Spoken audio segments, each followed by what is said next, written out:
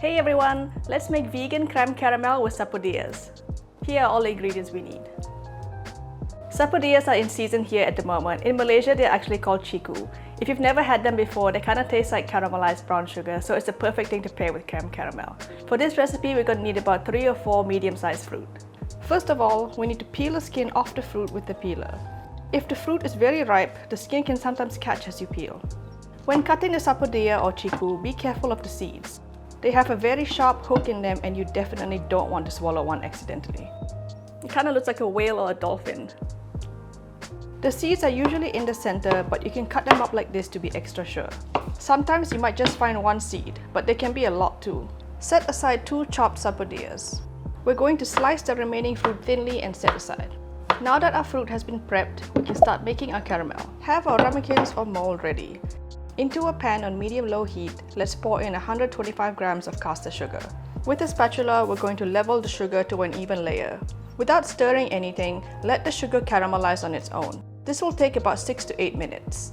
It will first turn translucent, then melt and caramelize. Once 80% of the sugar has melted and started to brown, stir it all together until it's all nice and liquidy. Working fast so the sugar doesn't set, spoon 2 tablespoons of the caramel into the mold. Spread it around so it's even. After a few minutes, the sugar will harden.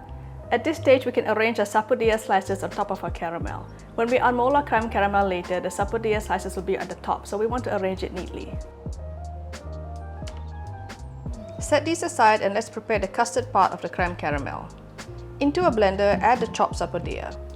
Pour in 250 ml of coconut cream and 250 ml of oat milk. Add a pinch of salt and let's blend it all up until it's nice and smooth. Measure out 14 grams of cornstarch in a small bowl and pour enough of the custard mixture into it and mix to form a cornstarch slurry. Set this aside.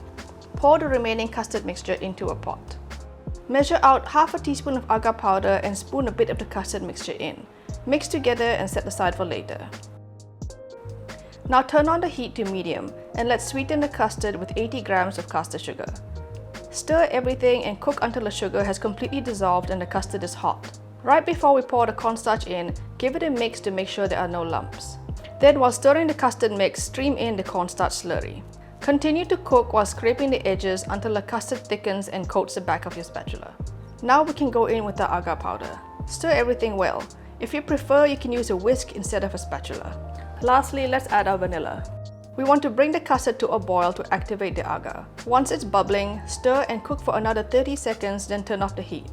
With a ladle, scoop the custard mix and pour gently over the sapodilla and caramel. Be careful not to pour so vigorously or it'll disrupt the caramel layer underneath. Once we've filled our molds, clean up any spills on the edges. Then with an offset spatula, let's even out the custard so it's nice and smooth. Now comes the hardest part of the recipe, waiting for it to set. Place the crème caramels in the fridge to set for about 6 hours or overnight. I know it seems like a really long time, but you really want the crème caramel to set and for that hard caramel layer to liquefy so you get that nice spilling of sauce when you unmold it. While waiting, give this video a like and don't forget to subscribe to see more recipes. When you're ready to serve, with a knife or offset spatula, run it along the edges. Place a rimmed plate on top of the mold and carefully flip. Moment of truth. Would you look at that? Barely set, so soft and jiggly. And there you have it, vegan sapodilla crème caramel.